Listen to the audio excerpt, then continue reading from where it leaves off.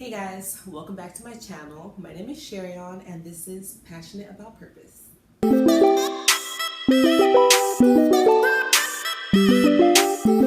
So, let's get into it. I don't know, I feel like I'm gonna call these little testimony segments like the testimony tea because y'all really getting the tea on my life. If you were here in the last video, if you were not, go back and watch it. I talked about getting out of an unequally yoked relationship and how God showed me he was not the one and moving on from that. So this is part 2. This is going to be, and I'm looking at my phone because I wrote a bunch of stuff down again because I don't be wanting to forget. But this second piece, because there's a third piece, this second piece is going to be about me going into a deep life of fornication, soul ties, just all the things that I went through after the breakup, having sex before marriage and how that all unraveled. So let's get into the tea. So this was, now mind you guys, many people do not know this story, just because I just felt a whole lot of shame about it. Like, I'm married now and I look back and I'm like, dang, you really went heathen and ratchet. Like, what was wrong with you? But I didn't know then what I know now. So there's grace for that. You know, thankfully God kept me, that I didn't get any STDs, any babies through that season. But look, the struggle is real. So anyhow, this may not be your testimony, but it's mine. So don't judge me. Only God can do that. Like they say, I don't got time. So the last year I talked about how I left this relationship because he didn't want God and all the other things, right? And so in my head, I'm like, boom, I'm free. I am about to live this life for Jesus so tough. It's about to be a whole new me. Yeah, I thought so. But what I didn't realize back then was that I had left this relationship. But in this relationship, I was having sex and all these other things. I had a baby, you know, I'd already have a baby. But I didn't realize that I didn't give this part of myself over to God. I was like, yeah, God, you can guide my life and I can leave this relationship because you want me to be somewhere else. But I didn't fully submit this part to him. And so when I thought I was gonna just be out running like a gazelle, I didn't know I was still dealing with stuff. I didn't know that the exposure to pornography, the exposure to sex and all these things was still going to bleed over into my life. Now, all these things were happening, right? So I have friends, and that's also why I definitely want to say watch the company you keep. And if you are really going about to live your life in a godly lifestyle, be around wise counsel, be around people who actually are going to help you to fulfill that lifestyle and to live that lifestyle, and not just push you wherever your emotions want to go. I feel like this today, like, oh, well, go ahead and go do it. Like, no. So it was like I want to say like maybe 6 months of like living this life for God and like really going after God, and like feel like I was doing it. Maybe not even 6 months. I'm not gonna lie. I don't know. Dang, I'm trying to think about time. I don't even know. But after the breakup, literally, it was weird because like I was, finally living by myself and stuff, and it was just like my body would start getting cravings. Like I felt like a drug addict, like on a relapse, like what I imagined that to be. Like I started feeling like cravings and feeling like I just needed someone. I like really felt like I just wanted a male attention. Like I wanted to be around a man. I wanted to be held. I wanted to be cuddled. Like all these things that like I felt like I wanted. Like I had a deep desire. I'm like, what the heck? Like what is going on? Like at nighttime, in the middle of the night, waking me up in my sleep, I'm thinking these things. Like, and it started to hit me out of nowhere. And if I would have like known better, because mind you, like I'm a babe in Christ, I'm not really knowing, about things that the enemy does, the ploys that he does to come and get you. But and I should have submitted that immediately. I should have let them know what was going on, but I felt kind of ashamed for it, I think. I don't know. I didn't talk to anyone. Mind you, I probably had people to talk to, but I just kind of felt like maybe I'll be judged. Like, they're so further along in their walk and I'm not there yet. They're gonna, think this of me, think that of me, think I'm fast, all these things. So I just didn't. And I probably should have, because it probably wouldn't have led me further, but I just could not. And so I remember the people that I did have around me at the time, like, was like, girl, like, women have needs too, like, because I was so like, I'm not going to be with anybody that's not God doesn't have for me. But I didn't do that sexually. And so I was like, people were in my ear talking to me. I'm starting to hang out with them. Because at first I wasn't just immediately having sex, but I was hanging out in places. We'll go to like a club every now and then. And I'm like seeking this attention from men. And I love the flirting aspect of it. I'd never been on this side of the spectrum. So I'm just flirting all the time and loving the attention. And at first it's like a game. Like I'm flirting with dudes and I'm getting their numbers and letting them text me just for me to never text them back. Just the thrill of the chase, of being desired and all these things. Like, I don't know what that was or why I craved that so much, but just getting attention and giving the eyes to somebody and like knowing that they wanted you and you walking the other way, like knowing that they're going to come and try to talk to you. Like, I don't know what that was, whatever the spirit's called, but look, it was on me. So at some point I get on dating apps, because if they're on the dating app, they're really gonna try to talk to me because that's what they're there for, right? So I'm swiping, and I finally end up talking to this guy that eventually we ended up in not a relationship but a sexual relationship with. Kind of like a friends with benefits thing, like we don't have to talk in a relationship, blah blah, we're just gonna do this and that's it. And I think, I don't know, it definitely opened up portals for me. Like, I met this guy online, like on Bumble, and by the grace of God, like I could have been killed because I really didn't know this person. I really did not know this person. And I just feel like that was probably the worst thing I could have done, because it woke up something in me that I couldn't get a hold of anymore. And it wasn't like when I was in a relationship, it was like something was unlocked that wasn't supposed to be unlocked, if that makes sense. It was like something that, and now I get it, being married, like that was not supposed to be unlocked. And I turned into a different person. And I remember looking back like, oh my gosh, I just feel so ashamed. Because I was doing things that before I wasn't even that kind of person before, and I was doing things that I just should not have been doing in this relationship. And by the grace of God, like after some time, the guy gets a girlfriend, and so God, like, we're able to cut it off, because I'm like, I'm not gonna still deal with you if you got a girlfriend, like that's nasty. So was able to cut that off. But like, I'm still not dealing with the root of the problem. Like, I did this and that's over, but I'm still going back and forth. I'm still seeking validation. I'm still seeking attention. I'm still trying to be cute. I'm going to, look, we in gas stations not waiting, but like, walking through gas stations, because the guy's gonna talk to you at the gas station, like, I don't know what it is that I just didn't know my value. I didn't know who I was. And, I still try to like dig that piece, what in my childhood did I not believe about myself? What was I told that I didn't know about myself? Something, because it's deep. It's deeper than we try to make it seem. We try to make it seem like girls are just fast and they're out here doing things. Just like, no, like there's really issues. And y'all probably thinking like, well, maybe you have some daddy issues. Like, I probably did. Like, I really did not have my dad in my life. I didn't have like a good father figure that could like teach me right from wrong with men and stuff. So that could be a big portion of it. But yeah, so time goes on. I'm hanging out with friends. I'm going to places where I know the guys are hanging out and stuff, seeking validation, still flirting and doing all these things. And this second time, I ended up talking to a guy, and this was a guy that I actually ended up liking. But the problem was that I knew he wasn't like living his life for God, so I knew we couldn't be together. but I liked him, so I was doing things with him and still like carrying on this relationship type feel without putting this relationship title on it.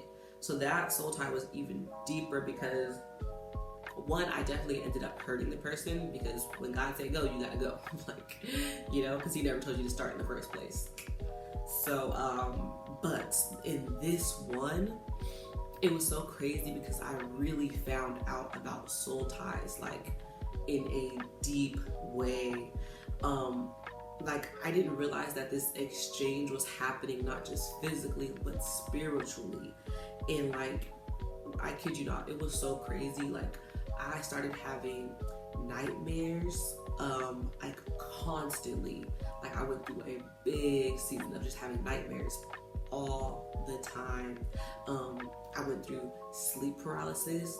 I would go through times of where it was feeling like the enemy was trying to suffocate me, like in my sleep, literally like laying down, like I'm asleep, but I'm awake and I'm trying to get up out of my sleep, and something like had a hold on me and would not let me get up. And this was happening to me constantly while I was dealing in this relationship. And when I realized the soul tie was when I started developing some of the person's like habits that I never had. Like, I'm a very gentle, like calm person. Like, it takes a lot to get me like irritated. And I remember like I would start getting irritable fast. I would start to develop like issues that this guy had that I didn't have, like bothered by stuff that never bothered me before. And so like I remember like in this one, like being burdened by it so bad. Like I'll be praying all the time because I was so disgusted that I was doing it, but I could not stop doing it. Like when I was in it, it felt good, it felt like perfect, it felt safe, I felt like I was supposed to be there. And then after, I would feel like the worst person in the world. Like it was so bad. And like I would be like asking God, like when I tell y'all, first of all, I was at the altar like every week on Sunday, like, whew, I feel so much better, God. Like I'm never gonna do it no more after this. Monday, I'm right back there, you know? And so it's crazy because it's like soul ties are so deep. And sorry, I gotta sneeze. I don't know why it's hit me right now. But it was a burden. Like it was really bad because I wanted this love, I wanted this affection, I wanted these things, and I didn't know how to separate the two. I didn't know how to just not do those things. And it's crazy because this is why there's certain music to this day I can't listen to, because they literally perpetuate soul ties and all those things. Like Summer Walker, I loved her music. I loved excuse me, dang, I love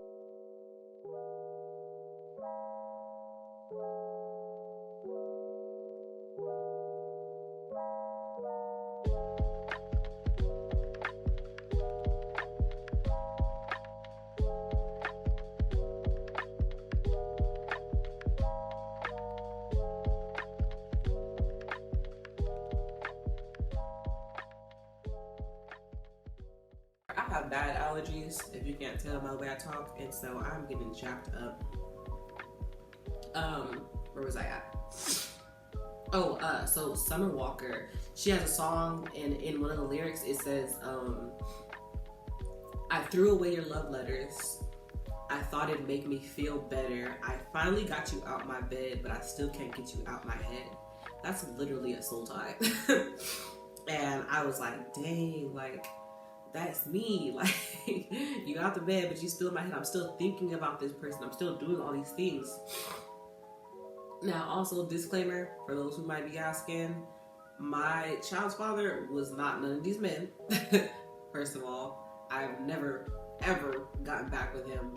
When we did that split in the first video, that was it. That was it all the way. So yeah, but yeah, I was at the altar every week and just still messing up. I would write poems, I would pour out, I would be like, Lord, help me. Like, I can't help myself. I can't do this. And I would be struggling. And so I asked God for a way out of it. Like, help me because I can't do it myself. And soon enough, you know, my lease was up, and I had to move, and so it was perfect timing because now I will be separated. I won't be able to, you know, see him anymore. I would have to travel to him. He was using a roommate's car. I'm not gonna come drive to you to find you, so it was perfect timing. So I had to move. Didn't contact him anymore after that. We ended up talking like months down the line, and he was, you know, really pretty hurt about it all because I was like carrying on almost like a relationship without it, and so he thought there was hope for something different, even though I did let him, you know like I wanted somebody who wanted God. But that's also why you can't be feeding this flesh like this, okay? But I remember like crying, like when I tell you I've never cried out the way I've cried out for this sin. I've never cried out. It's sad when I think about it because it shouldn't be that deep, but for me it was. I'm sorry. But it wasn't until I literally like on my bedroom floor was like face down, like crying out to God, like, I need your help. I cannot help myself. I don't know how to not do this. I don't know any different. I've not been taught anything different. You need to take this away from me. Like, I don't know what to do. And I think that's when God was able to start his like pruning process in me, and this purification process, because I was finally like hearing him and actually willing to listen. And mind you, I still had slip ups, still, you know, went through things, but like it was different because his grace was over it, you know. Like I was finally, I remember, who was it? I don't know if somebody posted this, but it made me do research because it was like, it was like decorations for like a little girl's room that I was looking for my daughter. And it was like a list of like who God says you are. You are redeemed, you are loved, you are chosen, you are all of these things. And I had never known God said these things about me. In my grown age, I was like, oh, snaps. And I remember just crying like, well, yeah, you're doing all these things. And God showed me, like, because you don't know who you are in me. You know who you portray to be. You know who you think you are. You know who your family says you are, the title of your job. You know that you're a mom, but you don't know who I say that you are in me. That thing like blew my mind because I was like, oh my God, like my whole value system and belief system and like perception of who I am was perceived by the lifestyle and the experiences that I'd been through, but it had never been placed against what God says about who I am in his word. And I was like, well, Lord, read me. And so I remember in that just like, you know, God, there's still like, there's so much more, like I still haven't even gotten to the root of it. I can feel that I'm not in the root of it. I'm going to the altar, I'm wanting this change, and I don't know why it's not happening. And you know, God was showing me all these things, and I just began to write a lot more, pour out in poems, and God was pressing me. There's poems to this day that people have not seen that won't be out because God was pressing me to be vulnerable to him, not to people, not to all these other things, and not care about what people think, but like pour out to him. Like I was doing these things to cover up because I didn't even feel safe in myself. Like that's crazy to not feel safe in yourself, to not trust yourself. And God was trying to show me that like you can be safe in me. I'm your refuge. I'm your comfort. I can be that for you if you allow me. And I remember like just through writing, I was able to get this healing through writing the ugly. When I tell you the ugliest things that nobody, my family, my parents, my friends, that nobody knows about me, about my life, and about the things that I've been through, I was able to give that over to God and be like, look, these people can't handle it, but I know you can handle it. You say that you can handle it. You say that you're a big God. Take this cup from me because I can't hold it. Like, I can't. And it was these things that were killing me. And I didn't realize that I was going to this. I was going to masturbation, all of these things as a way to not think about them too. And it was crazy because so many of these things would come out later on in life by being triggered because so much time had gone that I'd pressed them out. and done things that I like literally would forget that they even completely happened. And so it was a crazy journey. I'm not gonna lie, this was probably the hardest part of my journey, because God kept having to show me. I kept having to be at the altar. Like, it wasn't something that I could be like, oh, I'm delivered, and walk away. Like, it was a daily thing. Like, the spirit of lust and perversion was on me, all of these things, and the people I was hanging out with that also were dealing in witchcraft, and I didn't realize all these things were witchcraft. So there were so many things on my life, and I'm like, yo, this is crazy. And it's even crazier because I remember there was a woman in my church who came to me, and I didn't know what it meant at the time, but I understood it when she said it, because nobody knew what I was doing. First of all, they didn't know the life I lived. I was at the church. Like, they didn't know what happened behind closed doors, because I wasn't telling anybody. And I remember her saying, like, only the marriage bed is undefiled. And I understood it, you know. And when I went to look it up, I was wrecked. And I was like, dang, like, what am I gonna be for my husband? Like, oh my goodness, like, this is gonna be something crazy, because I felt like damaged goods, you know. And God had to, look, that's a whole other process in itself, you know, to learn that I'm not damaged, and that God still wants to use me, and that, you know, even if $100 bill is broken and dirty and on the floor, it still has value. Like, God had to show me that about myself. And so it took me a long time, like, to see myself for who God sees me. But that was part 2 of after the breakup and some of the things I went through.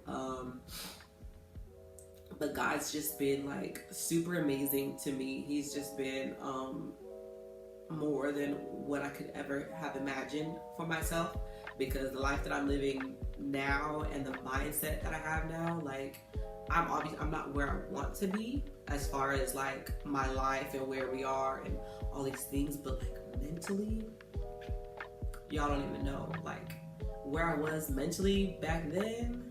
I just want to slap that girl in the face. Like, what was you thinking? You know. But, like, now I look at myself like, wow, like, I thank you, God, for a mind change, that I'm in my right mind, that I understand, for your wisdom, you know, for the ability to see you for you, and to love you, and to allow you to love me. Like, whoop, that was something else. So yeah, this video is getting a little long, so I'm gonna end it here, and I'll pick back up for the next round. But I appreciate you guys for sitting and listening to me and my little testimony tea. I hope you enjoyed the video, and if you have anything similar, come in the comments and leave your testimony. If you don't, be nice, not too much, okay? But thank you guys, I appreciate the support.